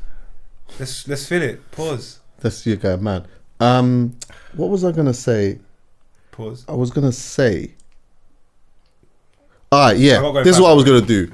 Because we didn't do this. We've been speaking for a little while and not really given them like a context of what you actually do. Yeah, we've just been bigging you up too much. I let it Yeah. go. And to be honest with you, I don't know exactly what you do. I just know you from back in the day. I know you DJ, yeah. And I know that you had a podcast that I used to really enjoy listening to. Yeah. You did a few episodes, but the one that you did with D Double, I thought was just the sickest thing. Thank you. Rhythm and Cash Yeah. was called, didn't it? Yeah. Yeah. You had the sickest conversation with D Double, and I think why I loved that conversation so much is because up to that point, I hadn't heard D Double really do a pod and talk that long, and I'm a massive fan of D Double. He's a superhero to me, innit? Yeah. So I was paying attention to you and what you was doing from back then, and then fast forward a little bit of time. I came across, I don't know if I came across the Yellow Square first. I think I might have done. I came across the Yellow Square and that. Follow you on Twitter, see you, like, whatever. But I came across like one of the Yellow Squares, yeah, which then took me to the Close the App, Make the Ting. Yeah. Yeah, the album that you had with jams on Spotify, yeah. Yeah. And I came into this pod, you might not remember, and I was battering it here. Of course I remember. I was like, yo, this thing, and then I started showing the squares and like the things that you were saying in the squares and whatever. And then like it's developed into a book. It's actually developed into a whole thing. But could you just give like a little summary on like why? Okay, so I'm going to try and distill everything into 3 minutes before guys. I joined Rinse in 2008 as a grime DJ. They were looking for grime DJs at the time. The scene was like in the mud. This is pop era grime, right? I remember. Okay, so I started there with my brethren Skilliam, started a label, released a whole bunch of like producer records, so Terror Danger, Swindle, Roll T, Flavor D, DJ Q, Champion, all these different people that were making the beats. So it was kind of like a beat orientated kind of collective, put on raves in London, Cable, Fabric, all these things, and then that thing kind of blew. We were selling records, flying around the world, DJing in a more electronic scene. And then we did that for years, man. Like these lot were putting out albums and touring, and yeah, we did really well. And then I think like later on what happened is I thought that the kind of scene would just develop into like, I guess this vision of like, oh, the music would just be everywhere. That thing, innit? 100%. And then it got to about 2017 and I was like, raw, like this thing just feels stuck. Like why is it stuck? Like what's happened? We're kind of going backwards again. And I was like, oh, okay, I'll figure out something in terms of writing, like capturing like what I'm feeling. Then obviously the pandemic kicked in. When I actually deleted socials in the pandemic during George Floyd, I just deleted Black Square, and I was like, this race conversation is bullshit. I'll come back to socials after this is done. Deleted my Twitter and Instagram. I didn't realize if you delete it, after 30 days, the whole account. So started 0 followers again, 2021. So I was like, all right, what do you say to nobody? Try and be useful. Got some kind of interesting provocations. I thought a lot of the things that people said about scenes and communities and stuff, a lot of it was just mad cliche. I was like, let me just put my own spin on it. Made the notes, put it on Instagram, and it breaks the kind of normal Instagram form. Instagram is like selfies and all this kind of stuff. This is writing. It's kind of like, oh, okay, it stands out a bit. Developed that. into a creative project, made the music with Jams. Jams like distilled all my writing into lyrics. Yeah, because I noticed like when I listened to it, so I saw the squares, I listened to it, but I didn't realize until when I went back and saw the squares, I was like, right, bare of the things that he's saying is the actual square. Yeah, it's word for word. Yeah. But sorry, just one gap I've kind of left. For 12 years, I was like more of in a managerial role. So most people didn't know who I was for Swindle, for Flavor D, for DJ Q, for all these people. So I was more behind the scenes. And this thing is like, okay, me stepping out and being like, I think this like the structures of these things are BS. Or like when we send music to the radio, I feel like the response we get is like BS for who those people are and what they're contributing to the culture at large. I thought, oh, we could do better. And once my kind of role started to unwind from being a manager, I'm not representing anyone anymore. I'm just doing me. I can say whatever I like because it's not affecting anyone else. You know what I'm saying? And now I'm getting a short window of time to be an artist myself, like writing, producing the books. This is book 1. There's 2 more. And I've been doing these lectures and stuff all around the world. Close that, make the Ting, yeah. And yeah, I think I've got maybe a year of being a full-time artist, and then I'll go and do something else now. But I think you need people that are like not trying to get a job from anyone. Then you can be objective properly. You know what I'm saying? The reason why people don't cuss the BBC because obviously you might get a job there. You don't want to cuss the majors because you might get a job there. But it's like, I don't want to work in any of these places. They ain't got nothing for me. I've never been interested in that side of the industry anyway. I don't care about, bruv, like, I didn't come into music to work at Universal, bruv. I'm being real. Like, that's just not me. I'm not saying there's anything wrong with that. That's just not why I came in. And see, that's such a smart, intelligent way of doing things. Me and my ignorant ass, I don't mind if you give me a job, but I'll tell you lot, you lot are pricks. And if we are open to changing that, then I'll still work here. And that was because I'm always thinking I like to give people the opportunity to change. Nah, man. I'm just like, nah, man. I don't want to work in that system. And more time, I just see people coming out of it, the artists at least, worse off. Yes. I don't see them generally. Okay, 9 out of 10 people, it's worse off for them. Why do I want to contribute to that system? Hey, it's not like a popular point of view, but it's more true than it's not. It's not an ecosystem if everyone's doing the same thing. It's a creative ecosystem when people build different ideas with the same principles. Exactly. So, yeah, like there's loads of them like that. And Why make your favourite number 0? Because you've got to be able to start from scratch, bro. You said it on the podcast last week. Start again, bro. Burn it down. Start again.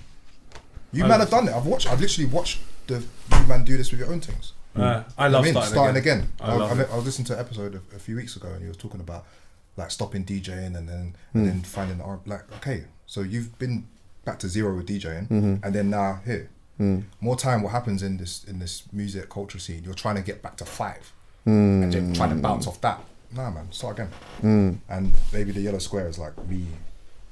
That was a 0 at a point. No followers, no thing. Just obviously experience life. Start again, and then once this project's done, what do?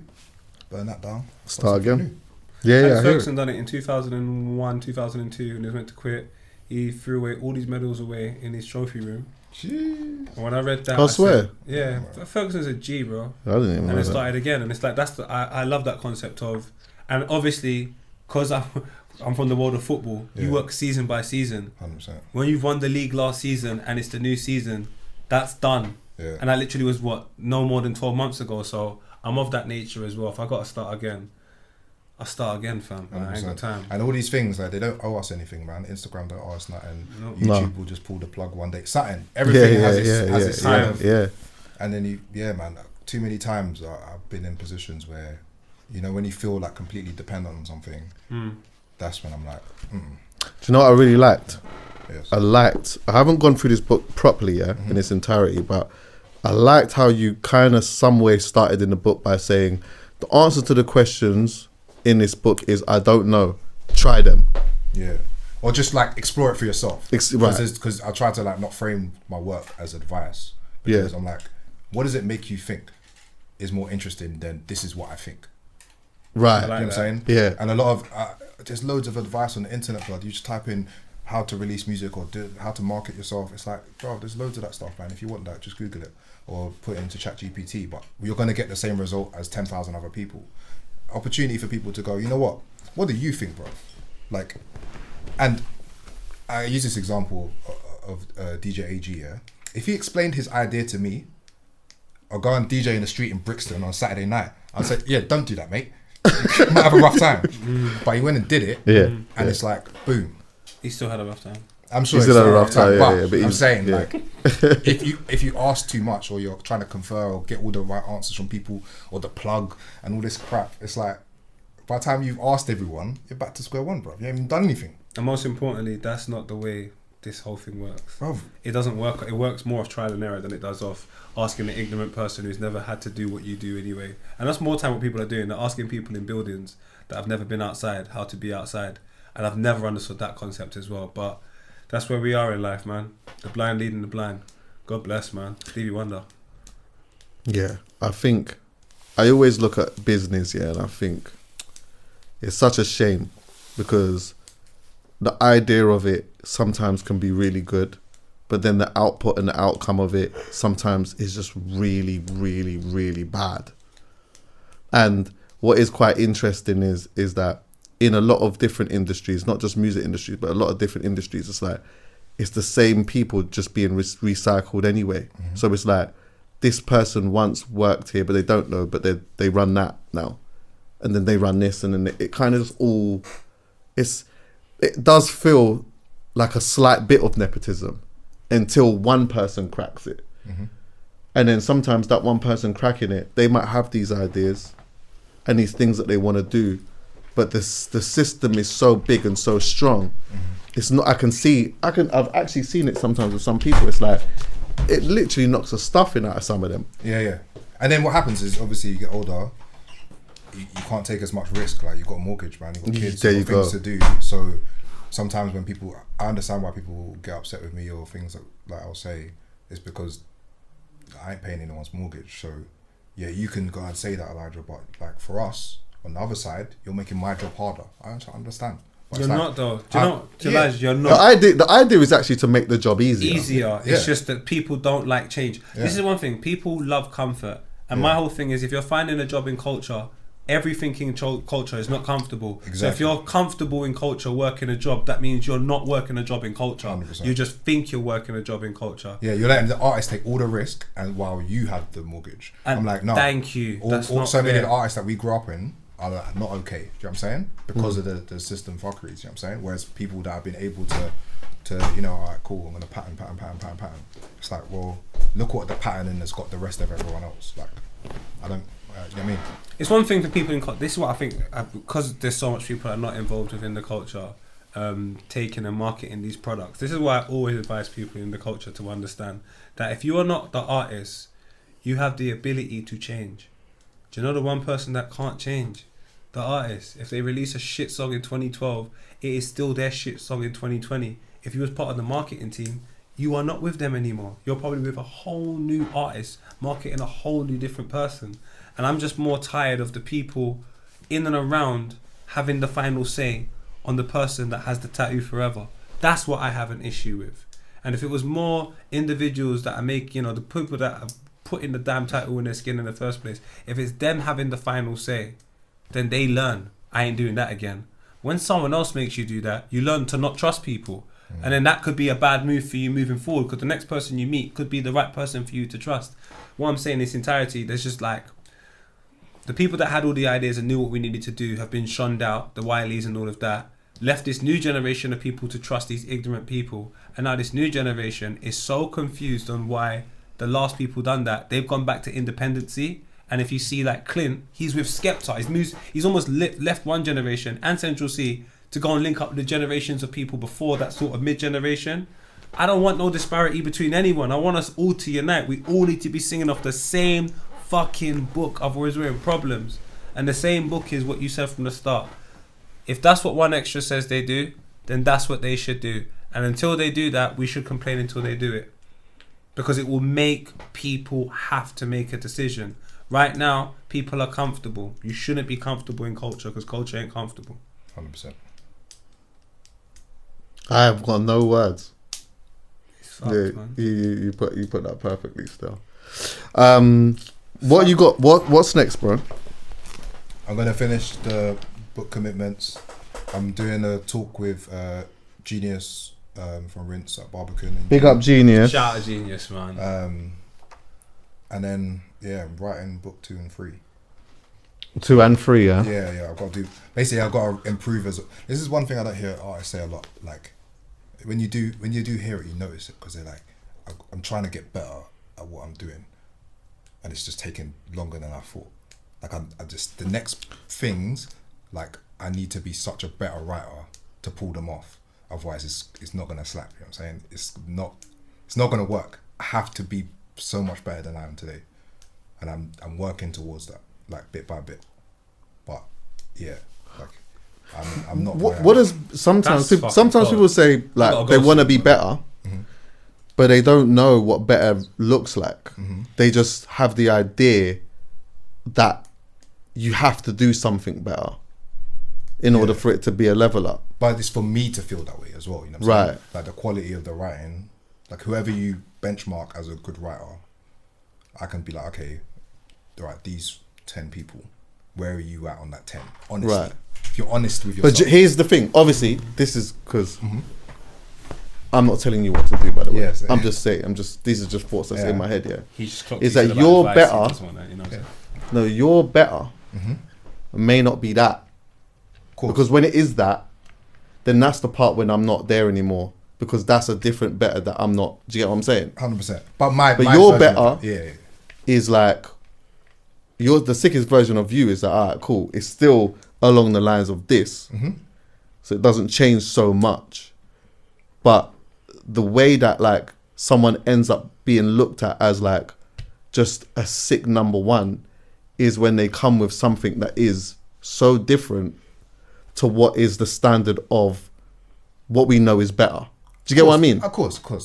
But when you put 2 people in a conversation, it's not because they do the same thing. It's because they've they've surpassed themselves, or you recognize the thing that they've pushed the next level up. You've seen the squares now. Like I can't do anything with that. I've done a So there has to be like A level up. Okay, I've gone back to 0, start again, and then if it might not be your cup of tea necessarily, but it will be like I've made an effort to develop myself or to expand what I'm trying to do, and to also like again make some sacrifices. And maybe sometimes what you're saying about the culture and the scene is like, okay, well, if you can't see someone's made a sacrifice, not an effort, like a sacrifice, they had to stop doing something else to do this, they lost this money because they didn't do this, they told that person to fuck off so that door's closed, then you respect it. Even if you don't like the art, you like, you know what, fair play. You know what I'm saying? But like, I'm going through that process now, especially with these conversations like this. Doesn't make me many friends, tell you. It's not supposed to. It's not supposed to. It does make you many friends. 100%. Yeah. There are more people that don't know any of this bullshit than do know. It just doesn't make you friends where you would want it to make That's you friends true. because you'd be able to get an objective done. But does it make you friends telling the truth? I tell you what, Geezer, this job will make you feel like it doesn't. But luckily, unfortunately for myself, it's true. by telling the truth is the reasons why I probably have friends. That's Do true. you know where I'm coming from? It's probably the only reason why I have friends. So definitely, mate, you've got a friend in me if in anything else, bro. Like someone that puts themselves, and I do recognize the sacrifice as well. The sacrifice you put forward when you do this is so big, I believe you need support. And half the people won't want to support you purely because they're thinking about themselves. And that's the problem with this scene. This scene cannot run off a capitalist mentality if it was built by communists. So it just doesn't make sense. As a community, we built it, but one person wants to run it. That means there was no respect for yesterday. So that's all we have to do. We have to just reinforce principles that were there prior. And the individuals that are in power and places of influence, they need to get rid of their ego, get rid of their 7-bedroom house in the middle of nowhere that they don't really need, and start thinking about your children that some of you lot have. What world are you putting them into? And don't trust the process, test the process. That's the process. Right. That's a square. But here's this then. I gotta go. Yeah. Just I want your last opinion on this. No problem. Is money, the fact that like a small percentage of people that have been able to make a lot of money out of this, has that also been a hindrance too? In a sense that at one point, I know I'm being an old head here, yeah, people were just doing certain things because it was just fun. Do you get what I'm saying? Like, did a DJ. You was like, oh yeah, I could do that. Like, I want a DJ because you know what I'm saying. Or, oh yeah, like I could touch the microphone and do. That's cold. I could do that. Yeah. I could be better than him. You know what I'm saying? I could be better than her. Like there was that competitive spirit. Also, just doing it because it's fun.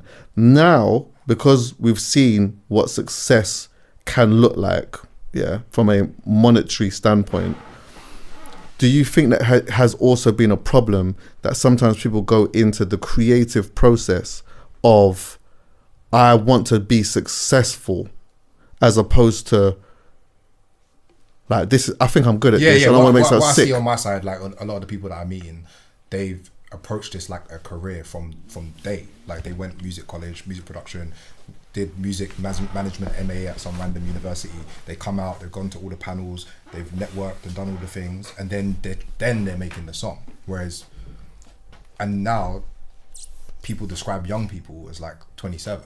But I'm like, okay, that's mad, because when young people were young, when I was young, young people were 17. Like Boy in the Corner came out when Dizzy was 18. That was the benchmark of what was youth. Whereas today we describe young as like 25, 26, 27. These men were 3 albums deep. These points. They were calling Wiley a granddad at 27. Yeah. 27 big achievement. But I lied, for real. Joel Santana, when he drops that verse that was actually ended up being a hook on Welcome to New York, he was 17 years old. Yeah. 17. That was the young buck. And that's, again, I don't understand the concept of what you just said. I don't understand the young man being 27 years old. Like, you're giving, that to me is a European standard. You're giving this boy way too much grace because he would have just left university 5 years ago, give or take, and then he's got to find a job, and that's why you still say young man. Big man, in the trenches where we're from, big man, I know a man that was smoking weed at 14. They were really outside. You really have to learn from early. And these people now, they're gone, they're the Wileys, they're the Kanos, they're the Gets, they're all of these individuals that I feel so respected, but don't get daytime radio play.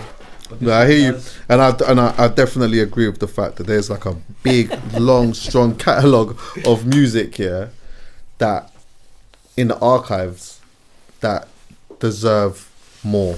That is us, for sure. Is there anything? I was gonna say, man, them will do the legwork. Give them the job, they'll do the legwork. No, they won't. If you give example, I'm not saying Elijah's looking for a job here, but he's not. But if Elijah was looking for, if they came up to Elijah and said, look, they we can't. want you to, I'm not saying they can. This is really dangerous. No, I'm not saying and they can. Seriously, like, because Thank you, people do Elijah. this. People do this to me. Thank No, you, no, Elijah. I'm not Not Elijah. pointing at Keep going, Elijah. I meant in the realm of people who are advocates and who care about the scene and the culture and the community. Yes, but we're supposed to stay out. That's the thing. So don't give. No, I think I know what you're saying. Yeah, I know where you're going. Okay. I know where you're going with it, but you don't understand. I shouldn't have said your name. Yeah. I shouldn't have said your name. Yeah, just don't say his name. But no, what you're saying is that there would be people that can source that music to be able to do that. Of course, but there's people there that can do that right now. They can, and I think that, and even go into what he's saying, there is. It is, but the problem in essentially what Elijah's saying is it's not so much those people. It's the system. Mm-hmm. I can't shy away from them conversations because I have a show on the One Extra, because ultimately this is bigger than just me. You know what I mean? And I think it's bigger than just some of the people, as you mentioned, like even with the presenters and stuff like that. It's not about that. And it's not just about this one particular radio station either. I think there's a real big issue that's happening, and I can't have this platform and then just discuss this but then not discuss that. I feel like there's a loss of integrity in that there, and you know there's nothing malice in having these conversations. We're not sitting and having these conversations from a point of malice. It's more just like what the issue is, the things that we should be thinking about, and what we think the solution could be. Yes. Do you know what I mean? And you know what, in all of this, I feel like I've been a spokesperson for an organization I don't even work for. So the people that are making these decisions, they get the luxury of hiding their face and their name. You know what I'm saying? They don't come on your podcast and talk. They can. But there would be no point, because do you know why? They're not from the community, and so therefore the problems that they build, they don't have to live through it. Exactly. So you solve that whole thing where we go into our community and we hear Joe Budden at 7:34 in the morning. 7:34. When you hear Joe Budden at 7:34 in the morning saying pump it up, that's the last thing you want to have after a bloody cornmeal porridge. So And them guys don't know that. Do you know? Go on. Before you go, I'm going to go through the tunes that have been played while we've been sitting, right? On Capital. Yeah. Go through. So, Jay-Z, Izzo, Drake, The Best I Ever Had. Okay. What else is there? Young Money featuring Nicki Minaj, Bedrock, Lollipop, Lil Wayne, Migos, Walk It, Talk It, Drake. It's a vibe. I'm not making this up. I don't even know. Top off. Ghana. Okay, No, featuring Future. Married to the Game. That's all right. Jack Harlow, Ciara Ride. Alright, now we're back to Sprinter. So that's like the last hour, right? Right. This is not me making up. I know. Go to one It's extra. not one extra. So we'll go here. This is not alright.